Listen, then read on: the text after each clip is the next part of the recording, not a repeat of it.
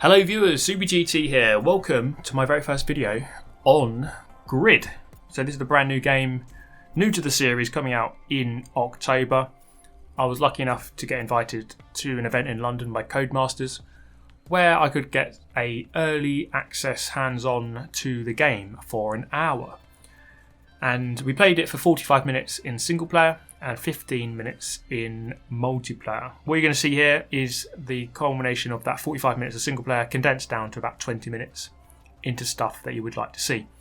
First off here, going through the car list, which is already released. You can see this on the internet, but I thought I'd just flick through that quickly so you could watch that in slow-mo if you want to see all the cars, or just pause it throughout. Quick look at the livery editor here. We're going to go through a lot of the different sort of things early in this video, like the assist menu, the tuning menu, the options menus, just so you can have a very quick look at what those are like, just in case you want to see what those are. But the main topics of this video that I'm going to discuss are the arcade/sim debate. Which one is it? Is it more arcade? Is it sim? And in conjunction with that, the handling physics. I think this is quite an important thing. The way that it feels. What does it feel like? And then comparisons to the first GRiD. And also we can touch upon multiplayer, although that'll be mainly in the next video. So this is all the single player that I played, and then in the next one I will be showing you the two races I did in multiplayer, which totaled 15 minutes. So a look at the list of tracks, or the locations at least, and then you can go to route and change the actual track. So you may well recognise a fair amount of the classics from the first game, and it's going to be one of those classics that we're going to touch upon first, which is Okutama GP. This was one of my favourite tracks in GRiD 1, or it was my favourite track. It's the one I used to rinse and repeat a million times in order to rank up during the Nissan Cup. Shout out to anyone who rocked that championship over and over again to get yourself a good true skill rating. Okay, let's touch upon the first subject then as we go into the gameplay, and that is it an arcade or is it a sim? And I would say it's firmly in the middle, more towards arcade I would say if anything, but it's definitely not a sim. I think a lot of people would look at the fact that you've got real cars on real tracks, and probably assume that it might be a sim, but it's definitely not a sim. It's in the middle, I would say. So it's definitely not full arcade where you can just hammer it around every turn without ever braking. Although admittedly around Okutama you can actually take this track flat out if you get it dead right, but it's not easy to do that. But it's not like burnout levels of grip where you can just go around every corner at 2 gazillion miles an hour. There is actually still difficulty with playing this game. You can't just be instantly really quick. So the main thing for me was the way that the assists work, and therefore the way that the throttle and the brake work. So essentially the assists, you've got stability management, you've got TCS, you've got ABS, and there's a slider to turn them up and down. So by default they're on 5, and I turned them all down to 1 for the course of this video. So I haven't turned them off, but I've turned them near enough off, down to 1.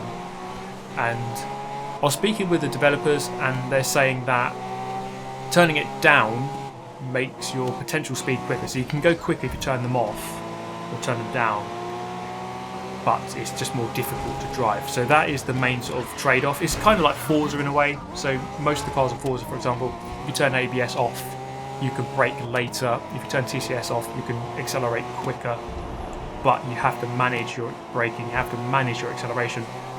So I would say it's in many ways similar to that, the way that you do have to kind of manage the way that you drive. You can't just hammer it around every turn and hope for the best. You do have to actually be quite careful, especially when you'll see I go to San Francisco, which will be the next race, as there's lots of curbs, and as soon as you go over the big bumps, over the curbs, you can very easily lose control. So it's not an easy game just to jump into and instantly be really quick, and that's what I like. I like the fact that there is actually a challenge with this. It's not an easy game just to be super fast on. It does take quite a lot of precision because you are going very quick.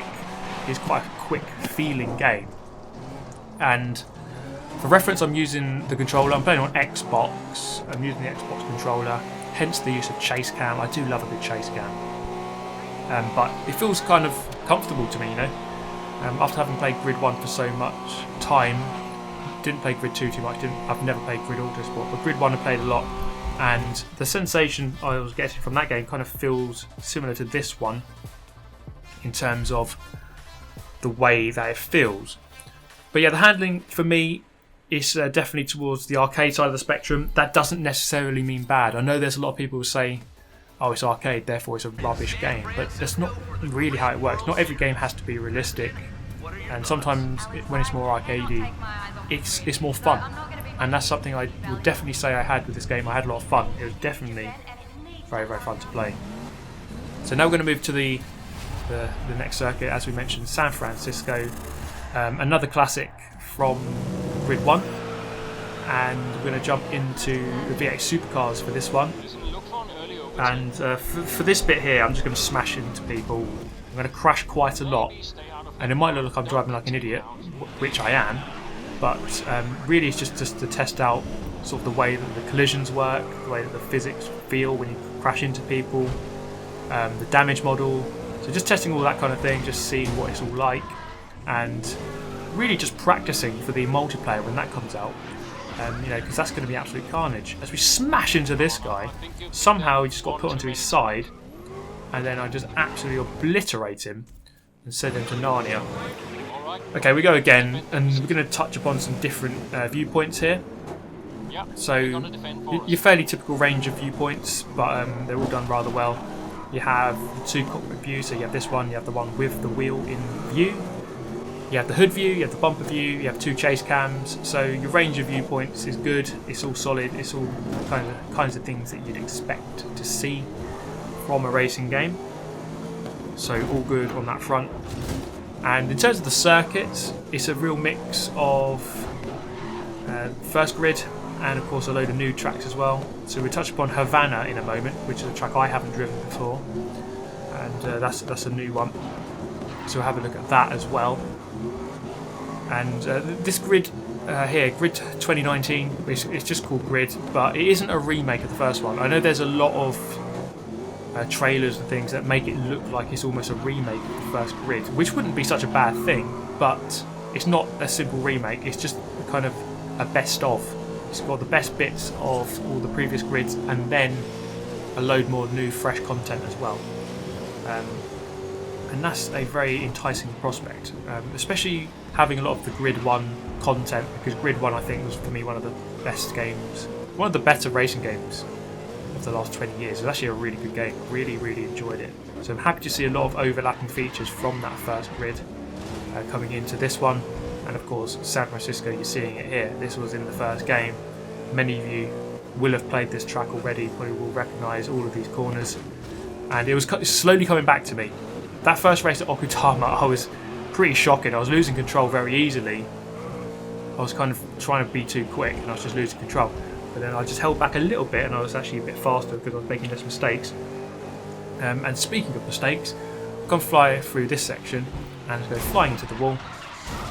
I'll be honest, that was actually a mistake. I was just really not paying attention, enough attention. But it can again demonstrate the damage model here.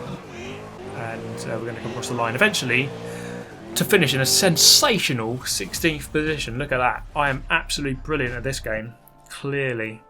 So here's a brief look at the career mode menu. So you can see the different range of disciplines on offer, and it's quite a different range, I would say. It's quite a lot of different available circuits and tracks and disciplines. And we're going to jump into the F1 car. We had to do it. Had to jump into the F1 car. Fernando Alonso's Renault from when he won the championship all those years ago. And you've probably seen this gameplay about 8 gazillion times from all the various YouTubers who have no doubt covered this to death. But I'm going to do it even more to death. I'm going to really kill it to death and make sure you see the F1 car. You're definitely going to see the F1 car now. So we're going to jump around Sepang International Circuit in Malaysia. Really cool track this. It's no longer on the F1 calendar, but you can relive it here on Grid instead. So, okay, we've touched upon the handling, the way that it feels. We've touched upon sort of the comparisons to the first grid. Maybe just talk about the multiplayer quickly. So, I used to play Grid 1 a lot. It's one of my favourite multiplayer experiences ever. And I'm hoping that this one followed in the same suit. And we did do 2 multiplayer races at the event. And those will be coming in the next video, so do look out for that. And let me tell you, it was really good fun. It was very, very good fun. We did have perhaps the advantage in that it was a LAN party, and therefore the people that you're ramming off are in the same room as you, which makes it even more hilarious. So obviously, when you're playing online for real, you don't really have that advantage. So when you smash someone off, you can't laugh in their face physically. They're probably going to take it a lot worse when you do it for real on a multiplayer race. But when you ram someone off and they're in the same room as you, when they're right next to you, it just makes it a little bit more funny. And it was definitely a lot of fun to play this game online. The multiplayer experience was actually very, very, very, very good indeed. But we of course await the true multiplayer experience against the unknown online guy who's going to be very angry when you ram him off. So we'll see how that one pans out. But there's not too much more for me to say. So what I would say is, if you have any questions about the way that it feels, or well, just anything, if you have any questions, just post it, and I'll see what I can do about getting an answer to you. But what I'm going to do here, I'm going to leave you with the remainder of the gameplay, so you can kind of enjoy it without my droning voice in the foreground. So just for reference, the next race we'll see after this one is at Havana. Went for some Japanese. I went for the Mazda RX-7. I think it was a Japanese series we did, like tuner cars.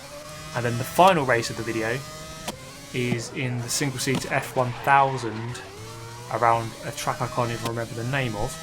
But do enjoy those. So thank you so much for watching, as always, everyone. If you have any comments, any questions, then do ask, and I shall see you next time. Look out for the multiplayer video coming very soon, and I shall see you there. Thanks so much for watching. Goodbye.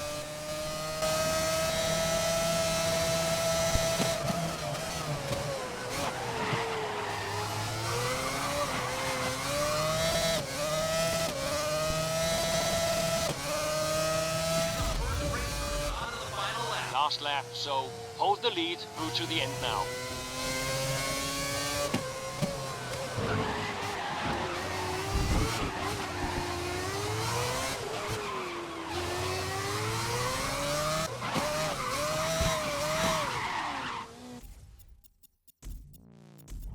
This is the Grid World Series. We'll be back.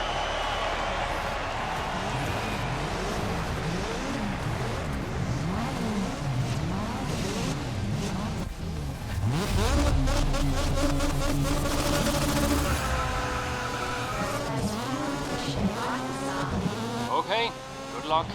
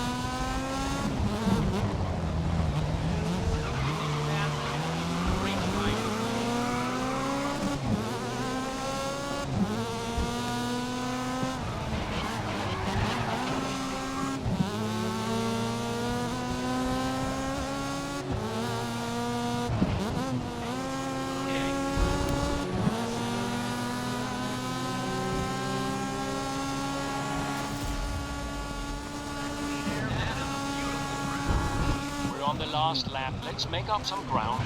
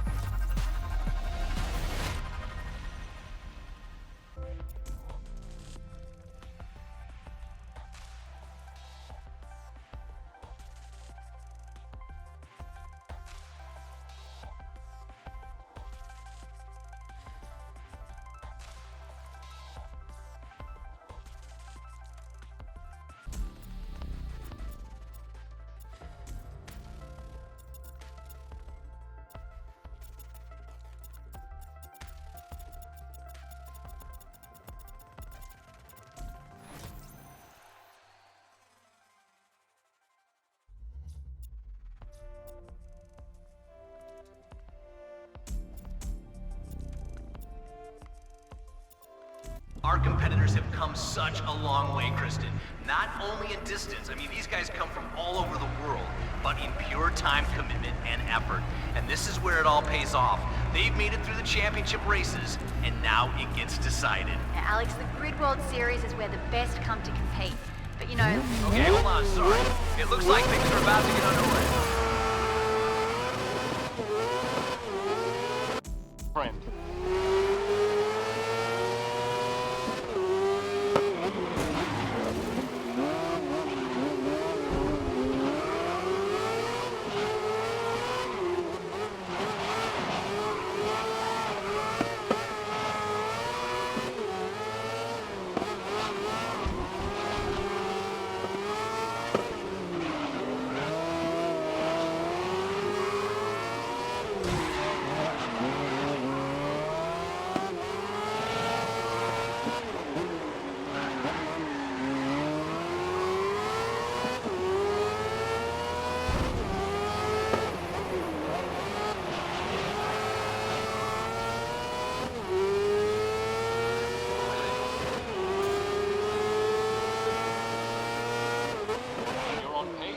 Make some gains in lap 2.